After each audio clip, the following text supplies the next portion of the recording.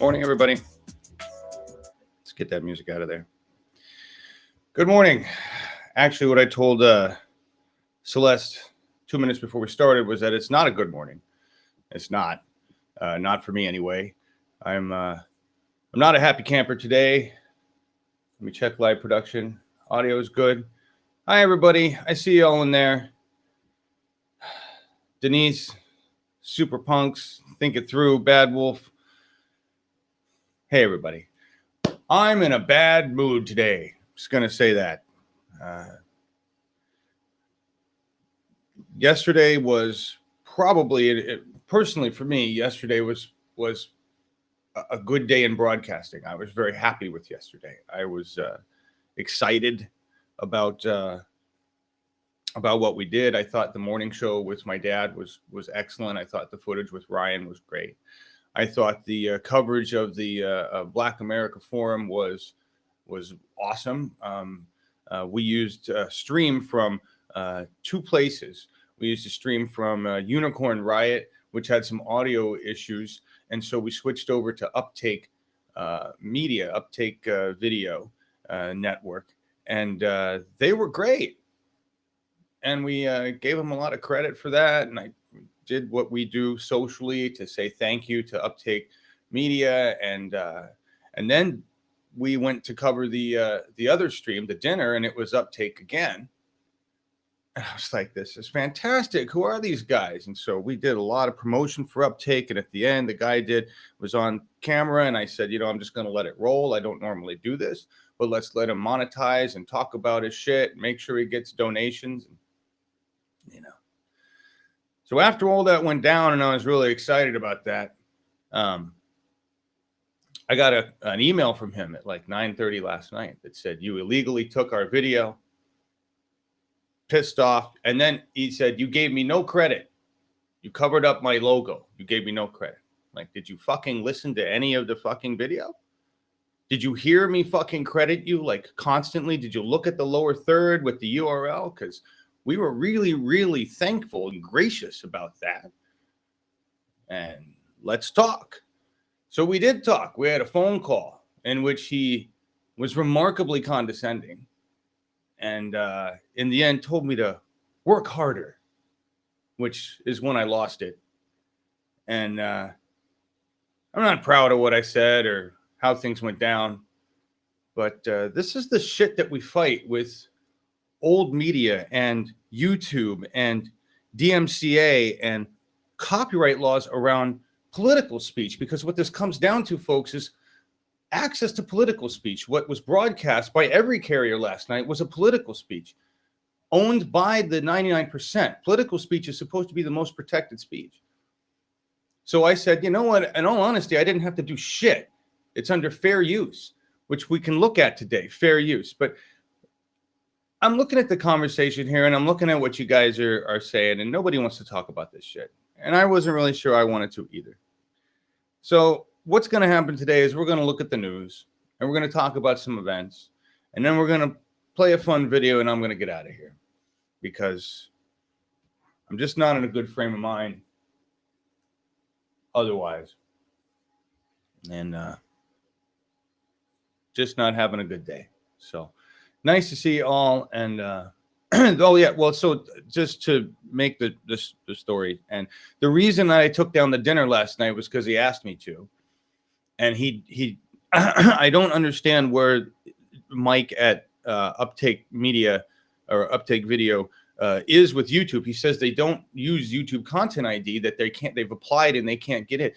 He don't think he understands how to use his YouTube channel. I was like, dude, just click the monetize button. You've been making bank. Monetize the shit out of our stream. Go do it. Claim copyright and monetize it. That's what everybody does. That's how fucking YouTube works. But apparently he's not doing that. So I don't understand how he's making his ad revenue. So when I put all this was, by the way, I found that out as a last part today in the email exchange that he's not connected with the monetization. I'm like, well, fuck, no wonder you're pissed. You have no way to monetize your YouTube videos on YouTube, which is the point. It's a disconnect between establishment and old school journalism and old school lockdown. asynchronous television broadcasting. There's this mentality like once it's out there once, you can't fucking do anything with it. And the internet works so differently. The rules around the internet, the rules around political speech, the rules around content are so ancient and retarded because they're written by old, ancient, dino-thinking white men that have no fucking clue how the internet works. That's why the Hillary campaign is desperate to find people to help them use the social web. They're like, we don't understand what we're doing there. We're really fucking up the social web. Please, somebody, please, a millennial, come help us. You know? This is where the new muckrakers survive. Because we understand how to use the web. But I wanted to help Mike. I was like, Jesus, dude, let me help you monetize. And he sent me a message back. He's like, we applied for Content ID again. I'm like, then I don't know what you're fucking talking about because that's not what you do. You click a button that says monetize. And YouTube says if you need to do these few things to get monetized. And there are a couple things you need to do, but they're just related to the world of Google. But if you don't understand how that works, and what's ridiculous is that I could monetize our channel. If I wanted to nickel and dime you, I could.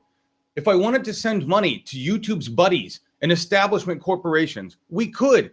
I got 2 more letters this morning from MCNs. We really wish you'd join our network because you look like you could make us a fuck ton of money. You bet I could. That's the whole reason we don't. Because YouTube works with the establishment to block our access to political speech, like what Mike was carrying from Uptake Video. This shouldn't even be an issue. There shouldn't be any monetization of any political speech. But the Fair Use Doctrine being repealed and the 1996 Telecommunications Act and the fact that our corporate establishment media works with our government to control political information so that the electorate is not informed, this is the bullshit that we deal with. This is why we struggle every fucking day to provide a goddamn feed. Shit, I said I was going to change and I didn't. I'm sorry. Huh. I can't keep my own shit together today, Jeanette. I'm sorry. Today's just a fuck today. In other corruption news, the DNC rolled back its restrictions on lobbyist donations. I don't know if you guys understand how fucking ridiculous this is, how insanely corrupt this is, but it speaks exactly to what Bernie Sanders talks about when he talks about money in politics. This is money in politics right fucking here. How blatant. I mean, somebody in the DNC should have said, this is really not a good move. The people are going to see through this, right? You get that, right? I mean, their candidate is losing. So what do? They repeal restrictions on lobbyist super PACs being able to donate directly to the DNC. What the fuck? This was a rule that was instated in 2008 with Obama's campaign in an effort to curtail the money in politics. So what do they do this year when money in politics is the number one issue going around the fucking world? Let's roll back that rule so we can take more money into politics. How dumb are you? You're not dumb at all. You're just desperate to get your candidate to win. And every time you do something like this, the people go, wow. So I can't fucking believe that they did this. And there's a message from Robert Reich here. Susan Stop Dark Act dropped this in, but this is that's really cool. That's I think that's a picture of somebody's request for renewal of the DNC membership, and they say my money goes directly to Bernie Sanders. Basically, fuck you and fire Debbie. And you scroll down here, guys. Here's what Robert Reich had to say about it. Okay. Well, actually, that's not it. He has to say a lot more about it. Bink. There it is. Okay.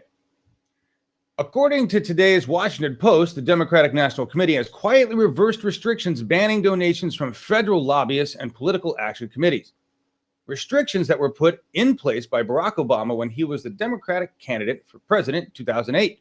The DNC's sweeping reversal of the previous was confirmed by 3 Democratic lobbyists who said they have already received solicitations from the DNC. Solicitations for cash, folks. Because remember what Bernie said, Wall Street just donates money for fun. According to the Post, Hillary Clinton has set up a joint fundraising committee with the DNC. Holy shit. And the new rules are likely to provide her with an advantage. Do you think? It's not just for fun?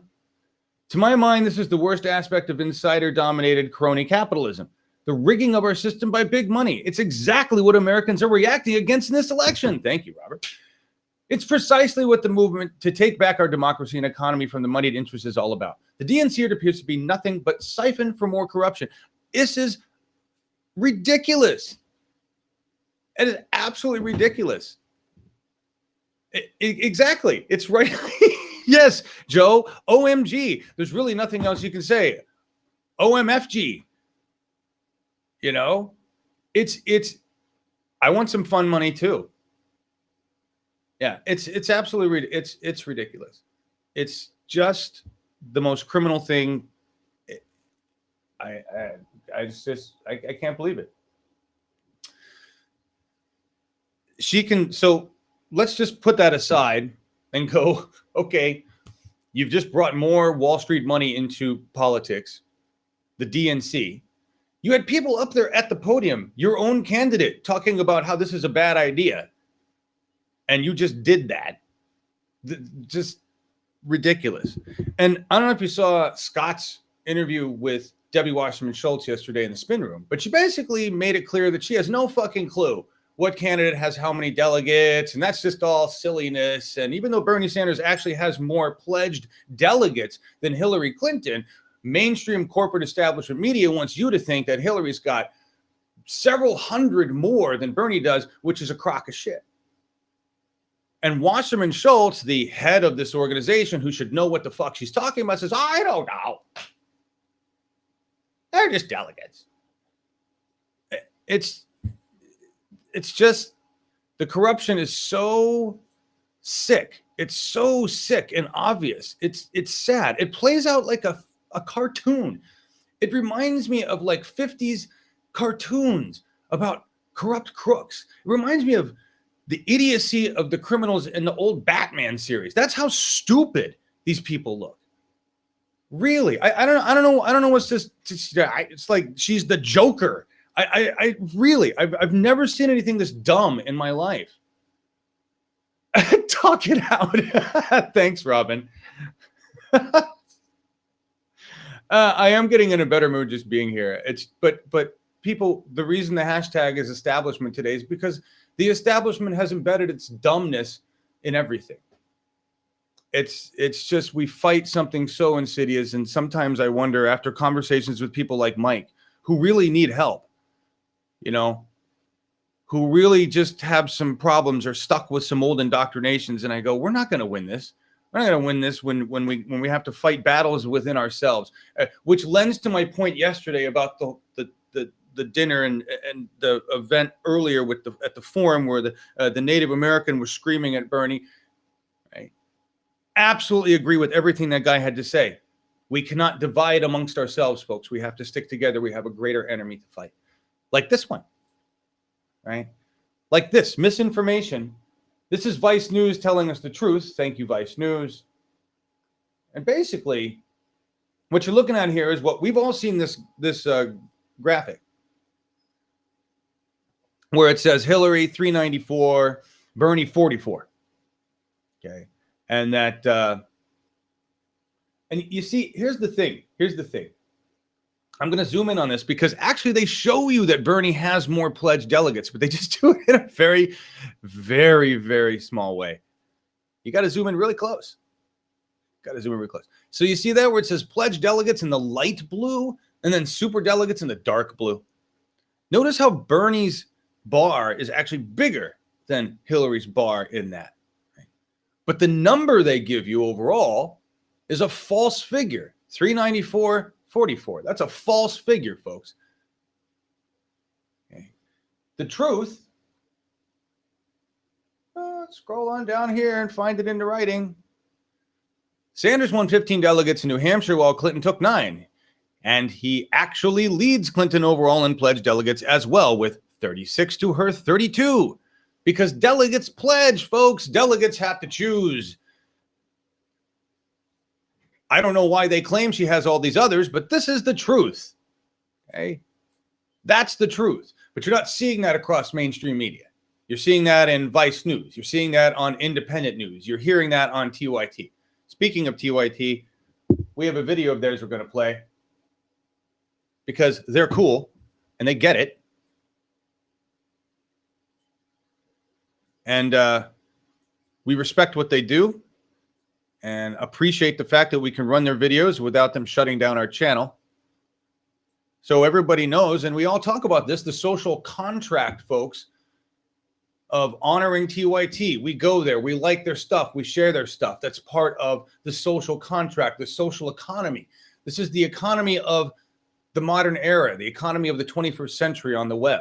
It doesn't function like the establishment economy of dollars and cents and paper and carrier pigeons and smoke signals and retarded ancient shit. Right? It functions at the speed of the web.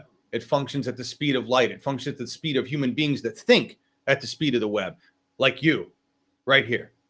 Right? Let's listen to what Cenk Uygur has to say about who wins, who's winning, who's going to win this. His prediction.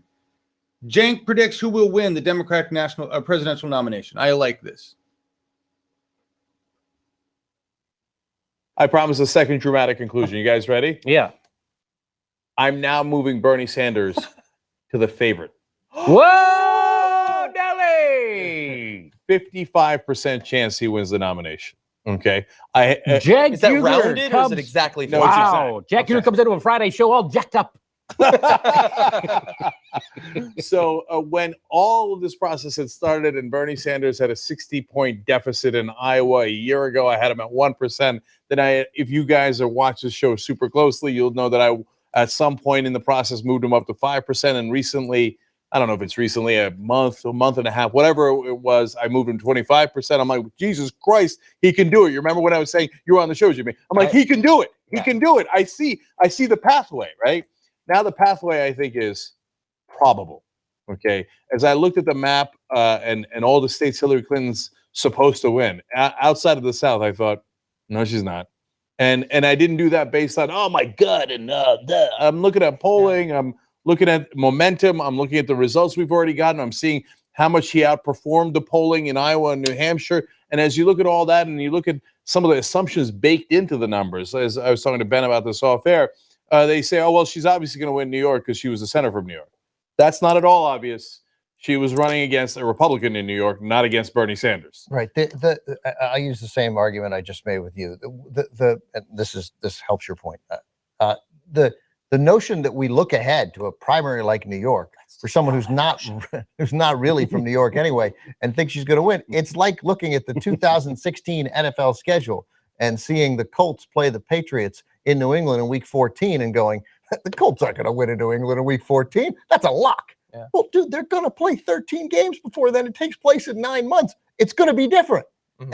And so you can't look at it. Nothing affects these results more than the results that happen along the way. Believe me, if Bernie Sanders wins 17 primaries before New York, he might win New York. Yeah. And we've seen 2. And there are going to be days where we'll see far, far more than that in one day. I mean, it's been a long time since 2008, but that campaign went on to mid-May at the very least. Like, we've still got more than 3 months possibly of every day having to deal with this. So a lot can change in either direction theoretically.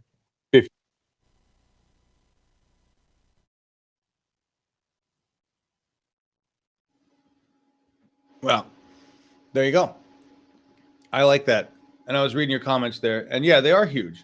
TYT, they he used the internet.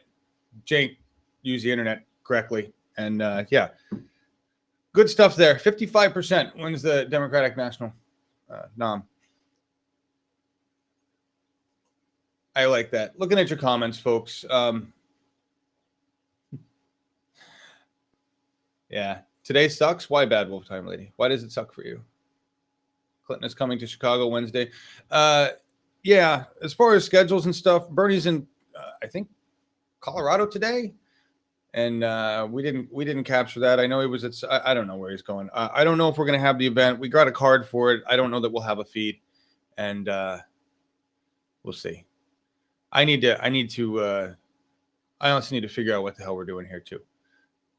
So, I love having this audience. I love having you guys here. I really enjoy it.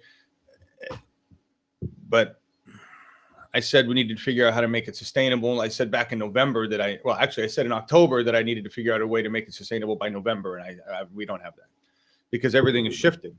And so I put myself and we put this network into triage, ER, war mode, but you can't stay in war mode. You can't stay there. So anyway, I'm babbling on about this, and I promised I would never just whine on a show, which is why we're going to make it a quick show. So what we're going to talk about is some other things. Nevada. Right now, they're tied in Nevada. That's what the latest polls are showing. And as we've seen statistically from these polls, Bernie, that usually means Bernie has an advantage one way or the other because polls aren't very accurate. So we move into Nevada, and this is a good opportunity to talk about solar and Solar City. Bernie was talking with Solar City employees this morning somewhere. We don't have the footage of it. Maybe we can find it later. But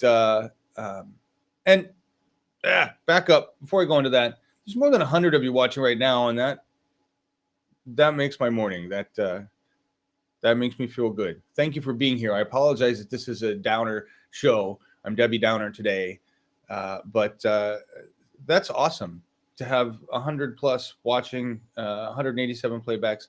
Thank you. If you missed, the reason we don't monetize is because I don't want to nickel and dime the 99, and I'm not interested in putting any money into YouTube's corporatist funnel. The event last night, the dinner was taken down by request of Mike at the Uptake, and I won't take down the other one because we use two different feeds, and he wants me to edit out his shit, and Mike, I don't have the resources for that. Get real. So you're welcome to monetize it. And if you fight me, if he chooses to issue a YouTube strike on that for copyright reasons, I have all 4 parts of fair use locked. And I explained that explicitly, that we use that content under fair use. We meet all 4 issues of fair use. So, I mean, despite that other fact, folks, everything we use of political content is under fair use. It's just that I have to fight it in court, but I'm ready to do that now. So let's go, CNN. I don't know. I should probably take that on. Why not? I know this is anyway.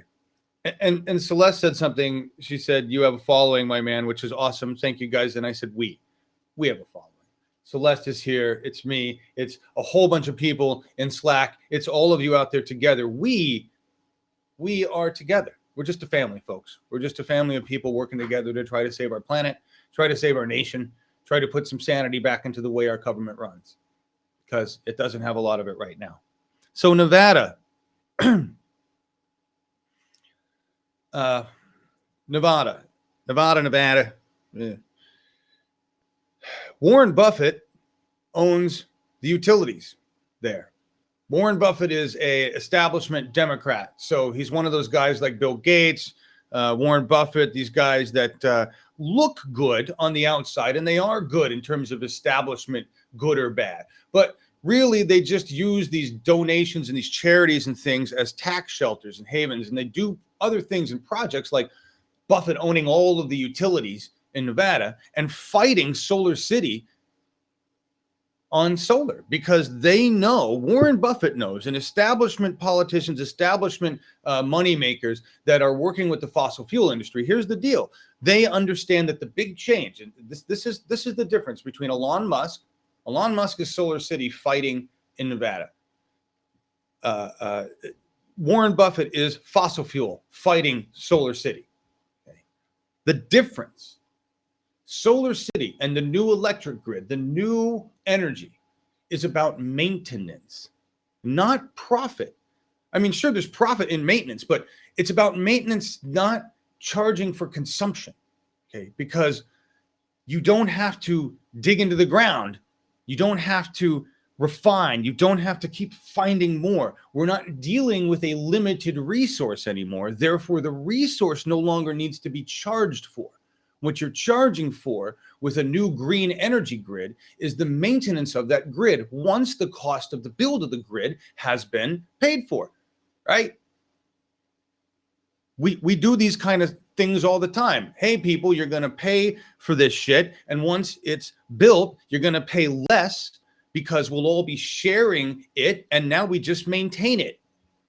And that's the difference in profit between what the establishment wants to make, which is we can not only define how much we make, but we can change how much we make on that resource. And we can define how much that resource costs because we work with the oil industry. So if costs go up for oil barrels, then cost for electric goes up, and fuck you, consumer. Under Elon Musk's world and energy, under renewables, and this is why our government fights renewables. See, don't make enough fucking money for greedy 1% fuckers. Okay? You buy a grid, you pay for that grid, which we will do by liquidating Exxon, the Nazi Germany of the energy industry. And we will take that money and we will build the world an energy grid because Exxon owes reparations to the planet. You want to talk about reparations for all people? That's the first one I want. I want Exxon liquidated, and I want their billions spent to build us a grid. I want legislation put forth for that. I will write the fucking legislation for that. I would become a congressperson just to write the legislation for that. I want to see that happen. Back to the point.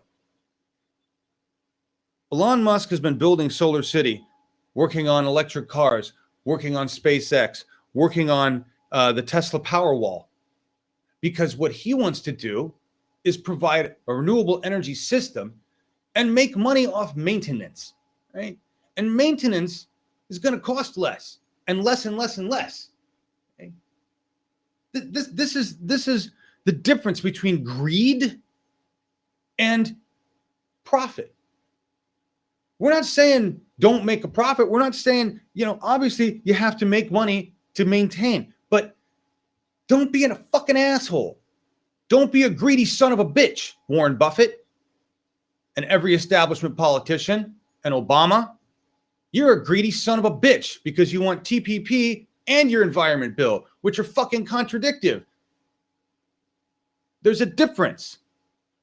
We're going to watch a little video here from Solar City because Solar City's badass, and more people need to understand what they're doing and understand why investing. And this is what when you do solar right now, you are investing in the future. You are investing in a grid that can be maintained. Where are we at with comments? I'm running off here. There's people that I don't even know what you're talking about. Grayson, Bernie is a real gentleman, good role model. Bernie is a good gentleman. Rude is bad. The polls always underestimate Bernie. What do we have here? 112. We're growing. My ranting hasn't pushed people away. Wonderful. All right, we're gonna watch this the solar flight, Nevada for solar, because there's a petition that's in the drop down, the rundown. I think I dropped it in there. I think I put it in the description. Did I put links in the description, Celeste? I can't remember. Look there, guys. I think there's links. Sign this petition for Nevada.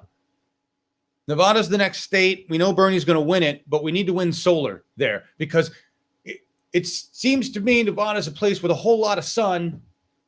Solar makes a lot of sense. Sorry, Warren Buffett. Sorry, dino thinkers. Sorry, people who are heavily vested in fossil fuels. Your time has come to stop sucking the 99 dry and fucking this planet. That's what pisses me off the most. Here's Solar City on solar in Nevada.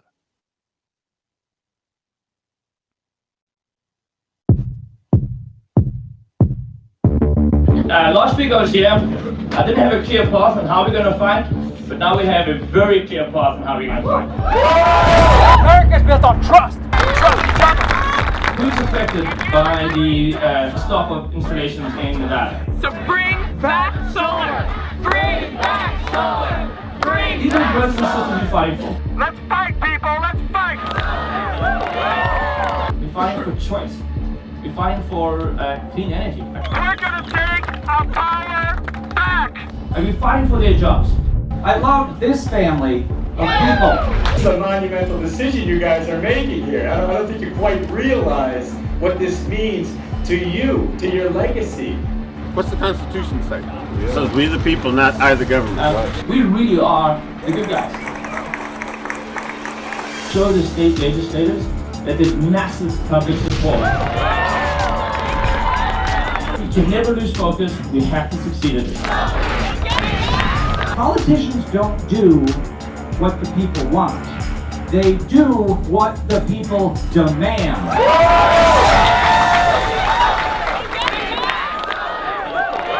we gonna fight? Are we gonna win? Once again, full commitment. Who's in?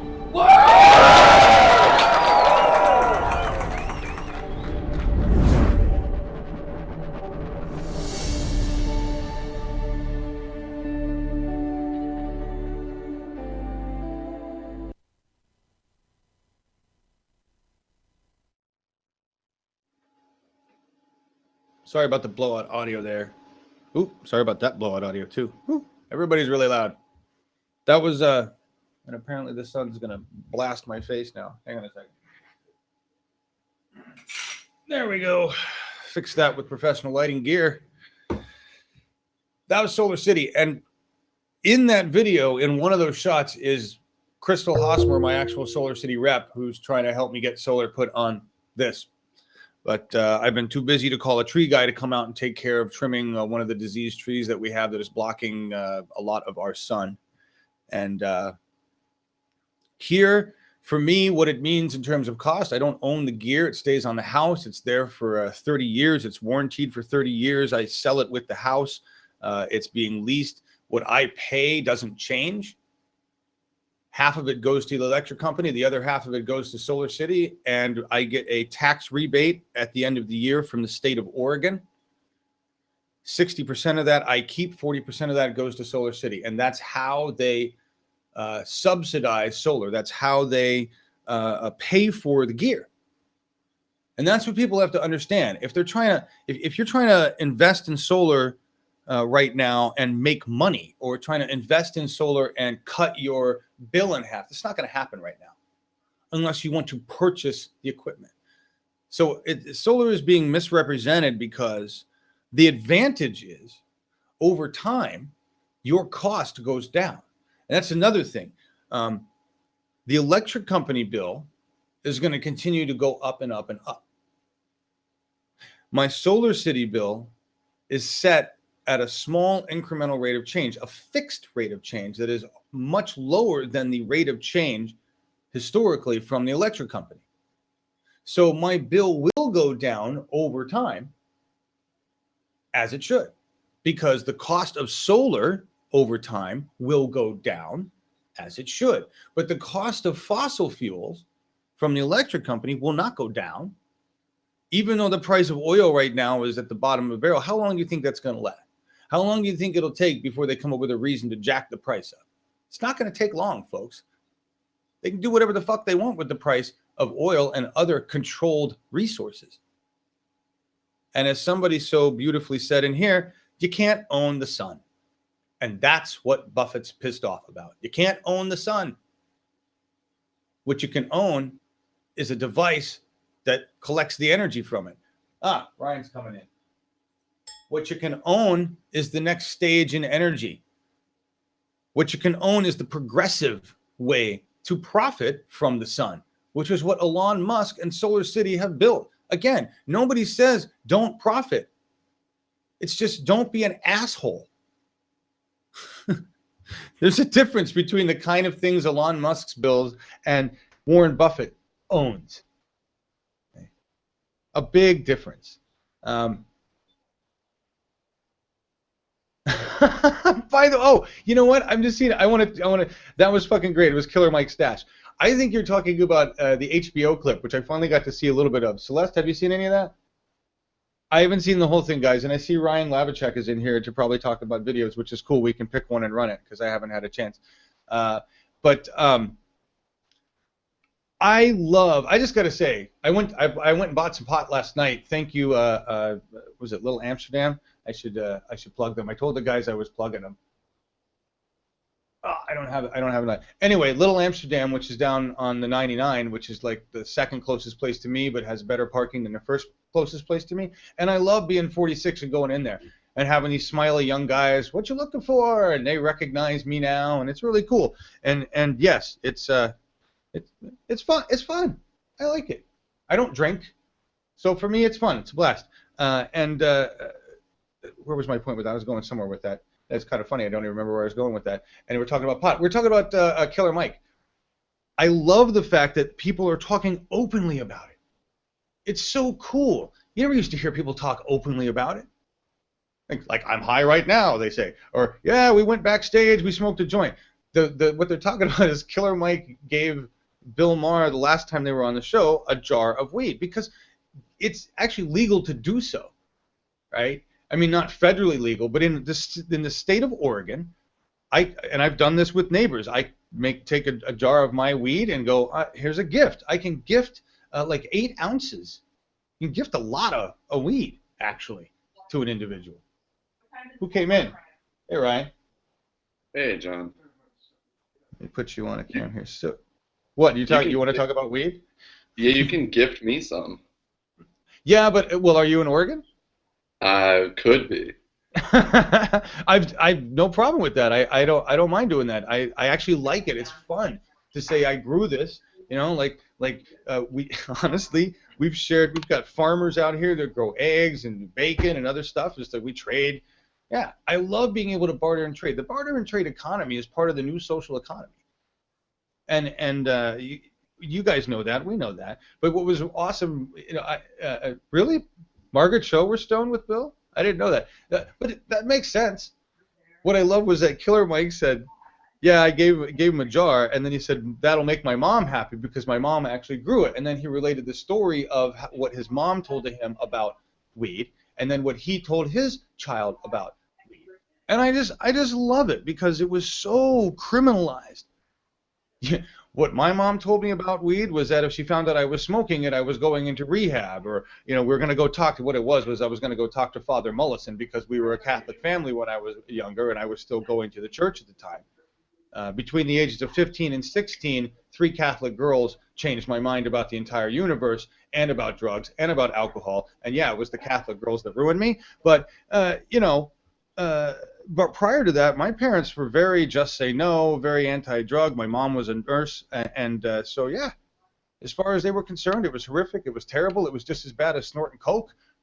And I grew up in a very different place. So, and I talk about this now because we can. So I think it's really, really cool. I just had to bring that up because everybody was saying that. How you doing, Ryan? Not bad. Do you want to winding talk down? So, no, not yet. Not yet. You said winding down what? Winding down still from yesterday. The adrenaline high I was on. Yes, yeah, that was pretty fun. That was pretty awesome yesterday. What was going on there? Yeah. Let's see where are you. But I mean, we can.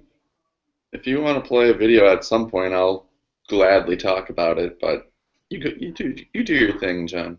Yeah, whatever. You tell me which one. I'm just trying to get into a decent mood. I'm just reading some of the comments here.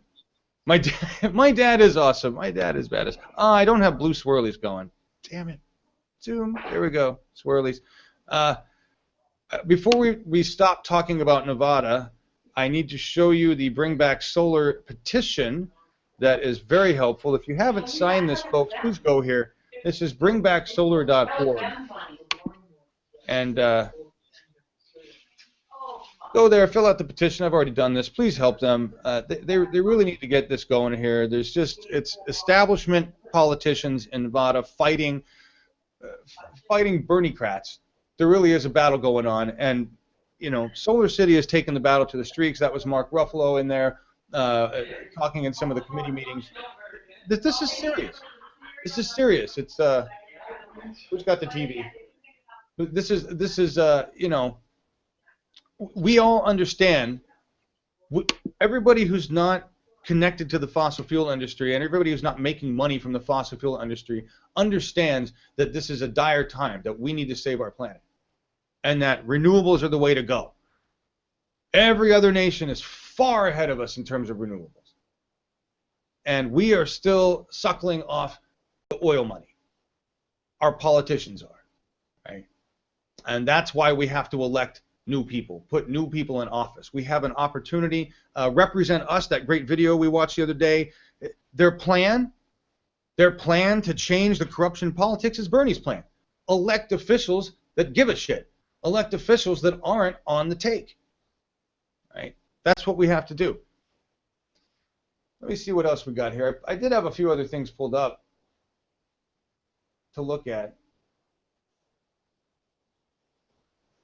We're going to run this video here. Actually, all right, Ryan, what do you want to run? Let's see. We saw Need Attorney yesterday. We saw Jay Nichols. Yeah. Actually, this is right. We could run here. Let's not run that. You know what I want to run right now? I really, really like this video. It's not one of Ryan's videos, but I really liked this the other day. I don't know if I ran this yet, folks. I'm sorry for taking so long to figure this out. Here. This is a Facebook video. You voted for Bernie, honey. And it's just a user-submitted video, and it's in New Hampshire, and they catch some people coming out of the primary and listen to the testimony from this couple. It's beautiful, and this is the kind of stuff that no establishment media will ever be able to capture. Ryan, mute yourself. Yep. Thank you.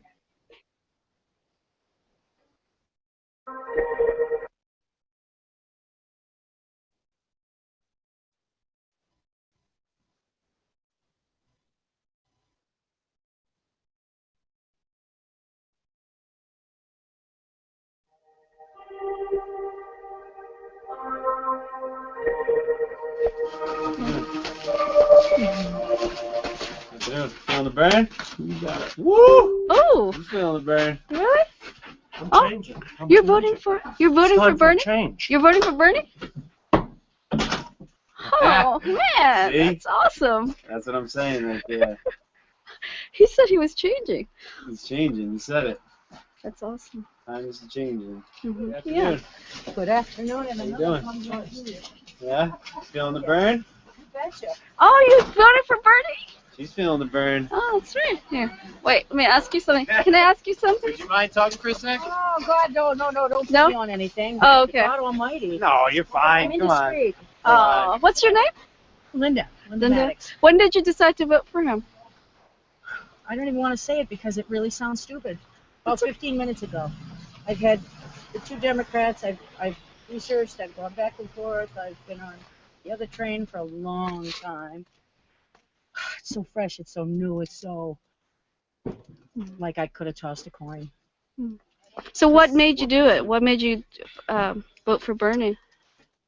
Probably everything. I was just watching him last night on TV, and it came down to convincing me that we need that big a change. Mm-hmm. I think that's what it is.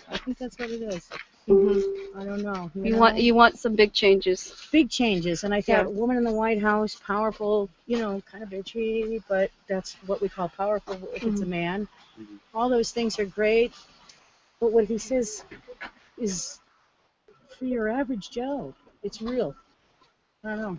Mm-hmm. You think he's going to help you and your family? I think he's going to help my family. I think he's going to help everybody's family. I think he's going to change a way of thinking, maybe, and I hope, because he's very down to earth. He's real. He's just real. He doesn't have the White House under his belt. You know what I mean? I think that might be a good thing. Corporate America, too. Well, that goes unspoken, does it not? Hello. He's just a real person. Yeah. From what I can see, from what he says, from what I can read. And I think that was in the last few minutes. It was like, okay, politician, really good politician. Let's just do change. And he got it. I love him. You love him? Really. Watching him. He's just, he's like your father, like your grandfather, like the guy next door. He's got all the same values. I do. Just, you trust him? I do trust him, and I hope I'm okay with that.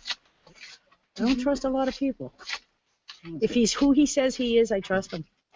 And I, Did you look into his track record as well? Yeah. And I mean, Vermont speaks for itself, whatever that's about, but it does, as much as New Hampshire speaks for itself in other ways. Are you registered independent or Democrat? I am an independent, and I am again. and we'll see what happens. Awesome. Thank you. Thank you very much. Thank you. Did you also vote for Bernie? Yeah. You also voted Did for you Bernie? really? Yeah. You hot stuff. You did? Very. When did you decide? When I was standing at the table. We were going round and round all this time about that. Uh-huh. So you decided this morning? No. Uh-huh. 10 minutes ago. 10 minutes ago? Yeah. Okay, well, why did you decide to vote for him? Probably all the same reasons. Mm-hmm. You trust him?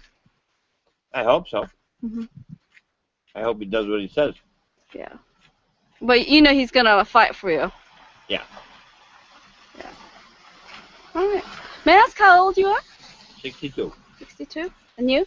61. 61. Okay. He's 25, and he's been saying the same thing you're saying.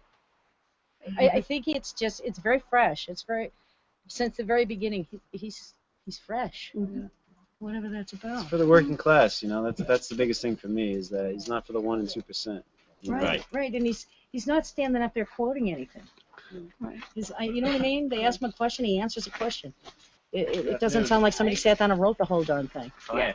I don't know. I think that's refreshing. You think he's gonna win in this precinct? I would like to know. see that. Mm-hmm. Not too many young people in Daring, you know. A lot of older people like him too. Yeah. Mm-hmm. Well, thank you very much. What's your name, sir? Alan Maddox. Mm-hmm. And you're a couple. Yeah. Oh, yeah.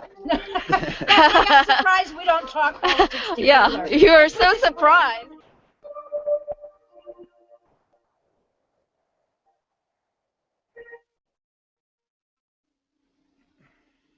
All right. That was just some awesome testimony from that couple. You're a couple. Yes, I can tell they're a couple.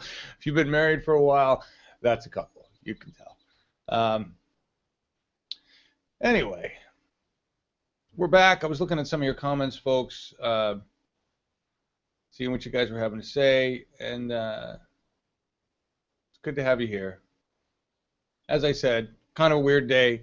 It's going to be a short show. I'm going to cut here in a few minutes. I'm going to end with a song that I ended with last night, but I think because we privatized the video, you can't see it. Ryan or Celeste, is there anything you guys want to bring up or talk about today before we run out of here? Yeah, I have something about Nevada and South Carolina. When I talked to Justin Bamberg the other night, I asked him, it's not in the video, I don't think. It was something I recorded privately. Actually, I think it might be the audio file in that folder, John, if you can find that. I'm in the folder. Let me refresh and see if it's in there. What's the piece? Are you in my folder, the one Janine made for me? I see it. I've got it. Okay. Do we want to play that audio? Because I have it up here. Yeah, that'd be awesome, because I thought it was a good point that was made as far as how he's going to fare in the next two states. Okay. So this is Justin Bamberg, representative, making these statements? Yes. Okay. We'll we'll click over and you can watch this, guys, while we play it. Hear what he has to say.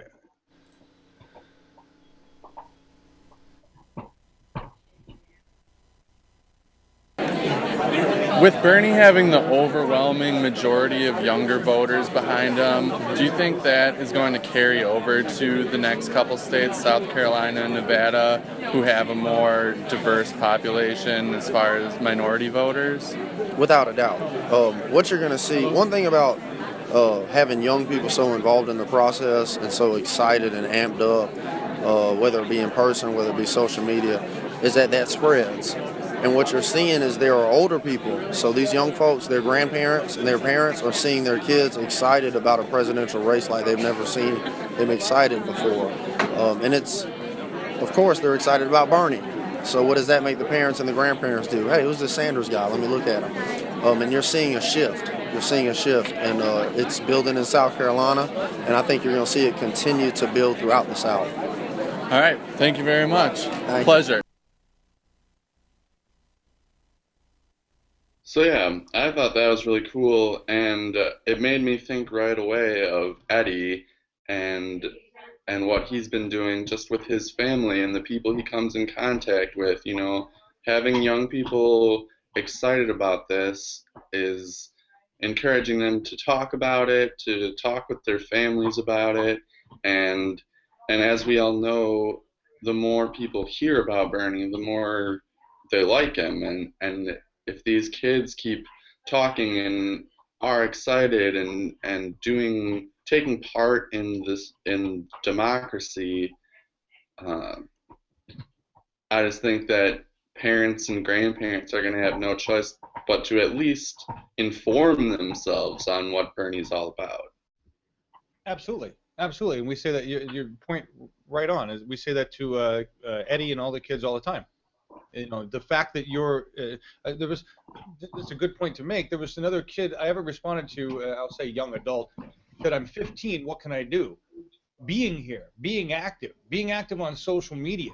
We have other guys who are teenagers, and they've got just tons and tons of followers, right? Because they're in high school and they got massive followers. That's what you can do, guys. Spread the Bern on the web. Spread the Bern with your parents and grandparents.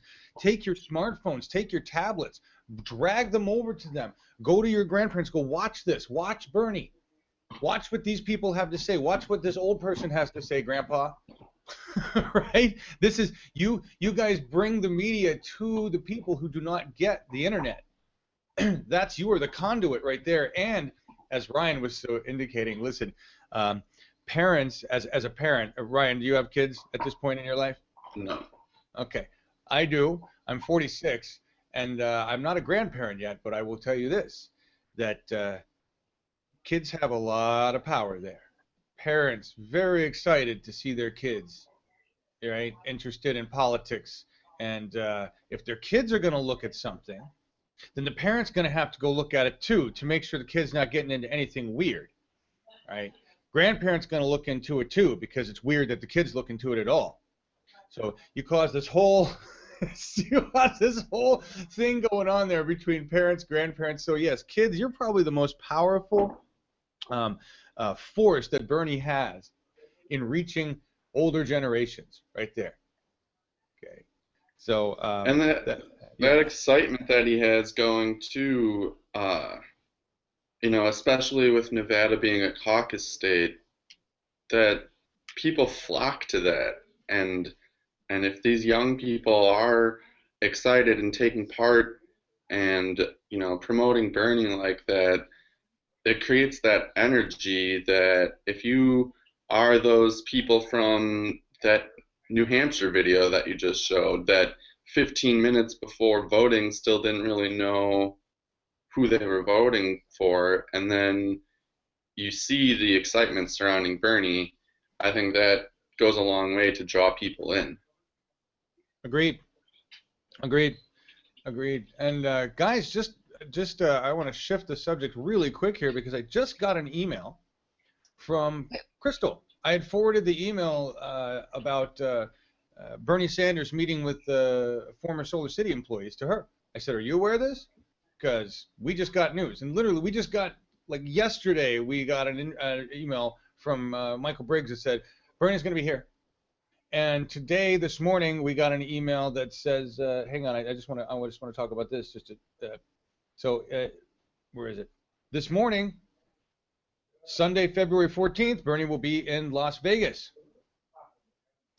I just got that information. And before I forget, Janine gave me a feed. Janine found a feed. So we have a feed for the Colorado event, which is at 9 Eastern, I believe, 6 my time. And it looks like a local station, so we should be okay carrying that. So, yeah, we have that happening, folks. That's good. And Bernie will be in Las Vegas tomorrow. Anybody in Vegas that wants to help with that, let us know. Although it's early. It's Sunday, 10:30 a.m. at Bonanza High School, and I don't see anything else going on there, but I just wanted to bring that up. Here's what Crystal had to say. And let's see. Let me show you guys. I can pull up some of the email here. While you frame that, John, yeah. I just want to let you know I've dropped a link into the live production. Now you don't have to put me on screen.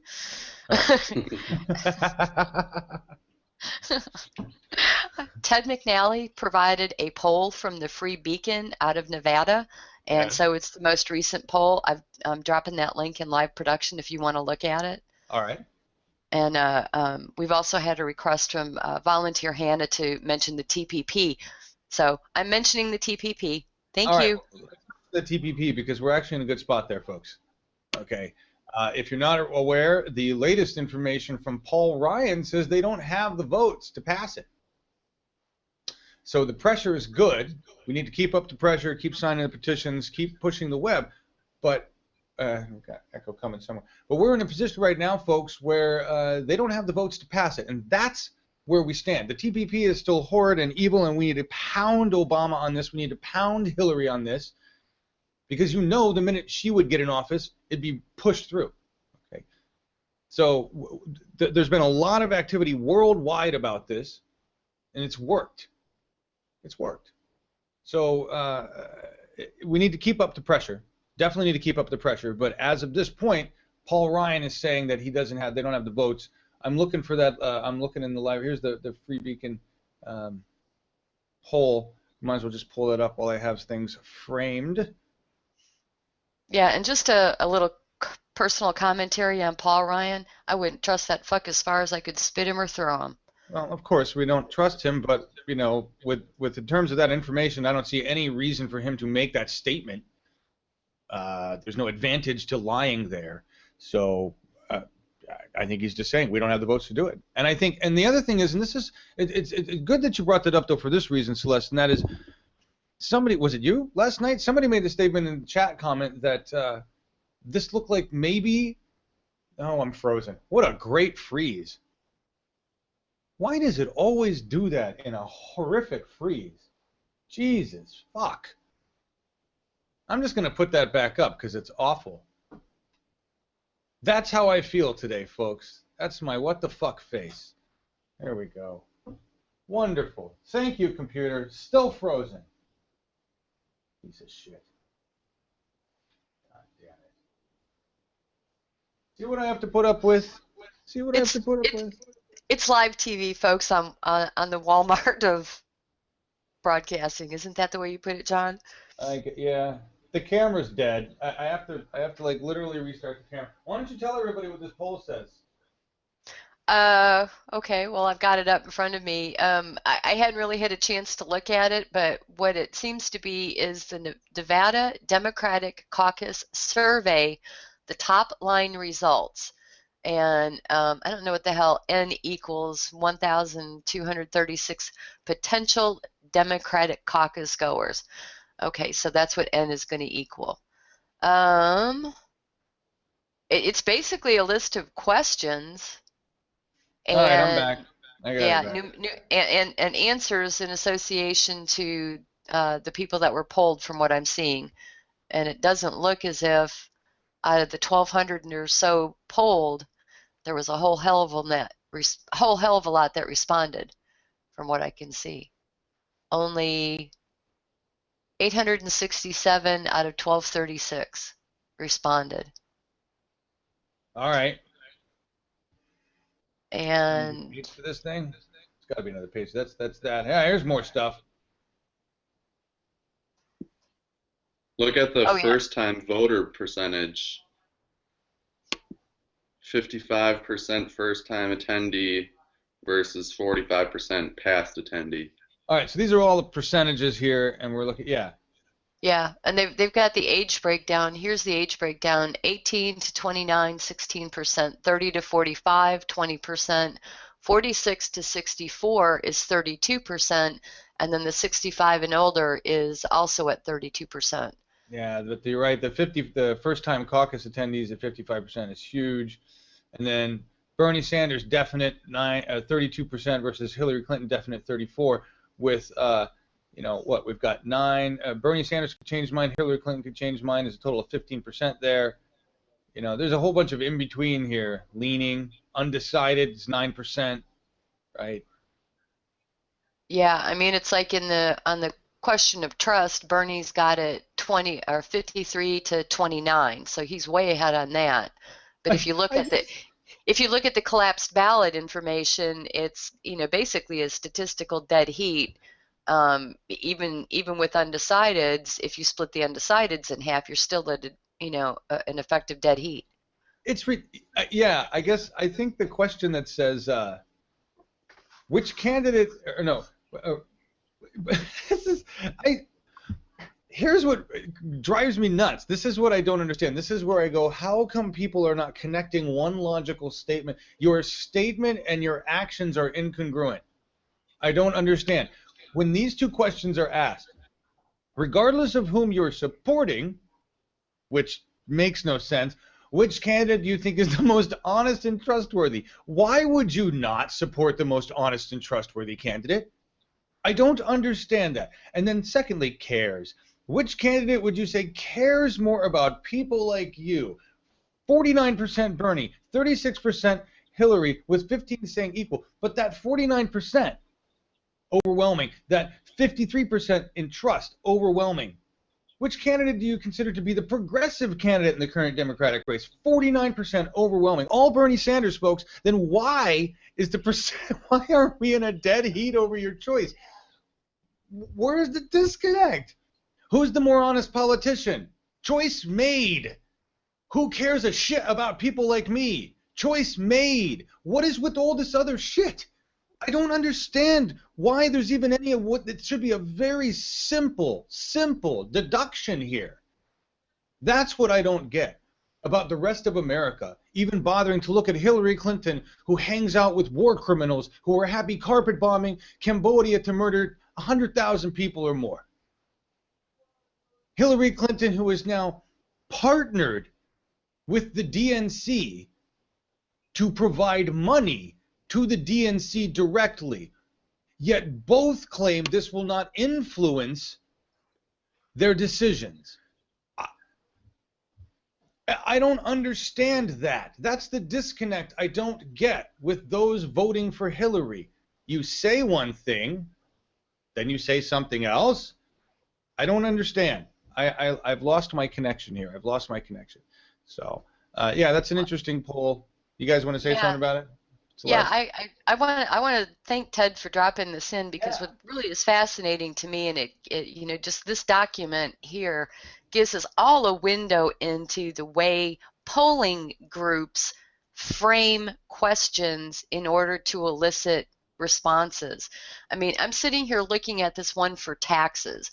Bernie Sanders says he wants to increase taxes on corporations in order to improve income inequality, while others say this money would go to pay for new government spending programs. Does this make you more or less likely to support him? Did you grasp the framing of that question there? It's what he's going to do with the increase in taxes on corporations is he's going to improve income inequality by the fact that those taxes are going to help pay for the expansion of certain government programs that already exist. Yep. Fuck me well, around. And let's add to that the piece of logic. The piece of logic that everybody seems to forget here. When you have a government that is not corrupt, when you have a government with people that we've elected that functions the way it's supposed to because we've enforced rules that make it so, which we are capable of doing, and we've learned that this election period, then you don't worry about big government, folks, because we own it. This argument about big or small government, more government programs. Yes, you know what we're going to do? We're going to cut the government programs that we don't need, like the military, in half. Okay? We don't need more bombs. We don't need more tanks. Why aren't we questioning those big government spending programs? Why aren't those big government programs mentioned? My God, the biggest fucking government socialist program we have is the military. Cut it the fucking half. Cut it in by 2/3.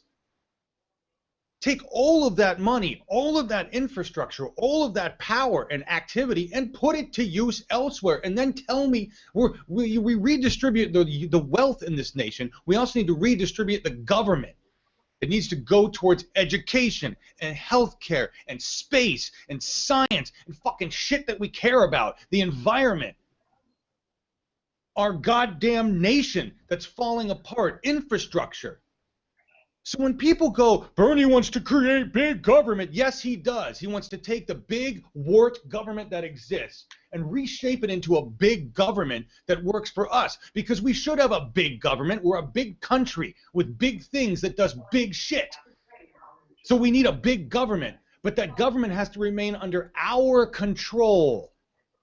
And the laws need to be in our favor because it's our government that rules by our will. We are the people. And if we piss on that democracy and we let officials take that control from us like we have for the last 40 years, then we are stuck in the situation we are right now. Yes, we need to spend a fuck ton of money to fix our shit. And we need to take that money from programs that already exist that we don't fucking need. And it's going to take big government to fix our big government problems. So there shouldn't be an issue with big government. I want big government. I just want one that actually does what we tell it to do. We have a presidential candidate gonna do that. That's the argument that I make with any fucking conservative who talks about big government. Let me talk about your military-industrial complex. Shut the fuck up about big government. End of story. And Bill Clinton, the era of big government is over. Fuck you, Bill. No, it wasn't. The era of the private prison. What you did was privatized government, Bill. You took our government and you put it out there on privatization. Let's make money off poor people over here. Let's put them in jail. Let's make money off 3 strikes laws over here. Fuck you, Bill. Fuck you, Hillary. Hey, you know what, John? I'm going to jump right in because that's a perfect place to start talking about what our government is and what we want it to be for us and what it should be for us. And it has been bastardized over the past 35 years to get people to believe that government doesn't work. Well, the reason government doesn't work is because the people that are being elected don't want it to work. That's the whole idea, and it is the privatization. They want to take and transfer the wealth of the taxpayers to a few select private hands. And as far as I'm concerned, I don't give a fuck about the size of the government, provided it's an efficient government. That's the difference. We need efficiency in our government. It's not the size of the government. And the other part of the government bashing has to do with unions, because government's employees have unions, and those are one of the last vestiges of unionization in the United States of America. Thank you, Celeste. I'll take you off screen now.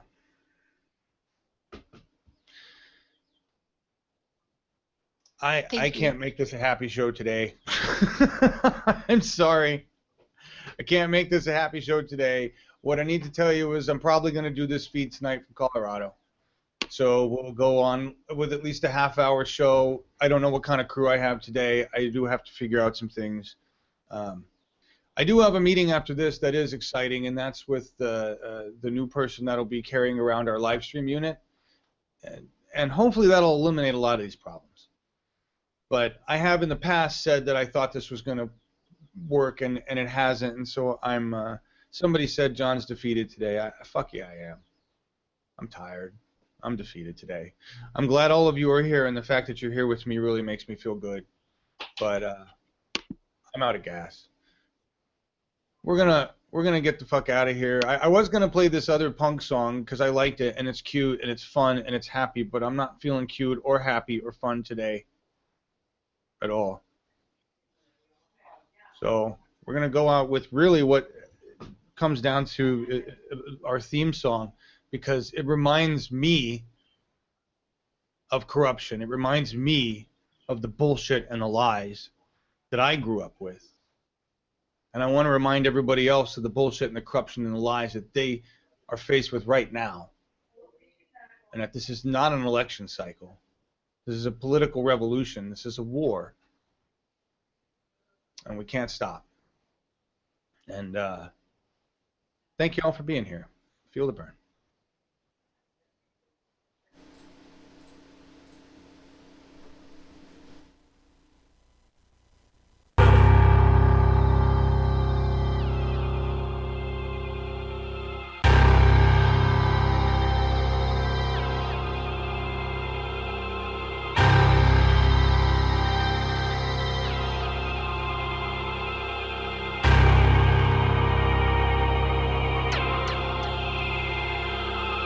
Our government has a firm policy not to capitulate to terrorist demands, that no concessions policy remains in force. In spite of the wildly speculative and false stories about arms for hostages and alleged ransom payments, we did not, repeat, did not trade weapons or anything else for hostages. Nor will we. The ballad of the bullet, some freedom or some bullshit. Will we ever do it big or just keep settling for little shit? We brag on having bread, but none of us are bakers. We all talk having greens, but none of us own acres. If none of us own acres and none of us grow wheat, then who will feed our people when our people need to eat? So it seems our people starve from lack of understanding, cause all we seem to give them is some ballin' and some dancing and some talking about our car and imaginary mansions. We should be indicted for bullshit we inciting, telling children deaf and pretending it's exciting. We are advertisements for agony and pain. We exploit the youth, we tell them to join the gang. We tell them dope stories, introduce them to the game. Just like Oliver North introduced us to cocaine in the 80s when them bricks came on military plane.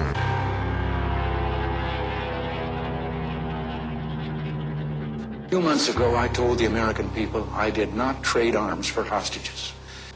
My heart and my best intentions still tell me that's true, but the facts and the evidence tell me it is not. The end of the Reagan era, I'm like Lemma 12, old enough to understand the shit had changed forever. They declared the war on drugs, like a war on terror, but what it really did was let the police terrorize whoever. But mostly black boys, but they would call us niggas, and lay us on our belly while they fingers on their triggers. They boots was on our head, they dogs was on our crotches, and they would beat us up if we had diamonds on our watches. And they would take our drugs and monies as they pick our pockets. I guess that's the privilege of policing for some profit. But thanks to Reaganomics, prison turned to profits, cause free labor's the cornerstone of U.S. economics. Cause slavery was abolished unless you are in prison. You think I am bullshitting, then read the 13th Amendment. Involuntary servitude and slavery it prohibits. That's why they giving drug offenders time in double digits. Ronald Reagan was an actor, not at all a factor, just an employee of the country's real masters. Just like the Bushes, Clinton and Obama, just another talking head telling lies on teleprompters. If you don't believe the theory,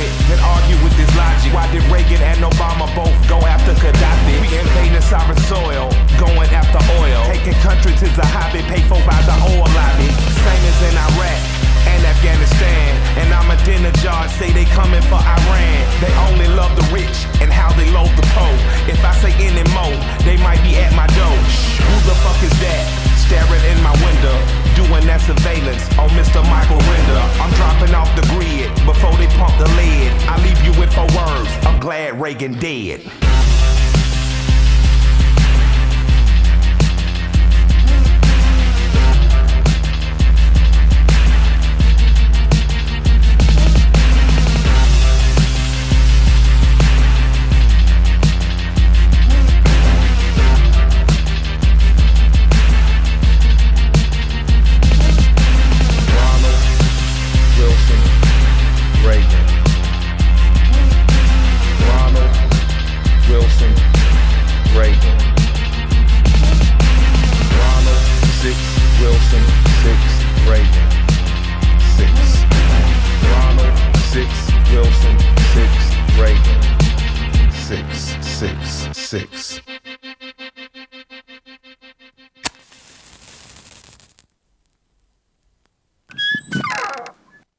Huge.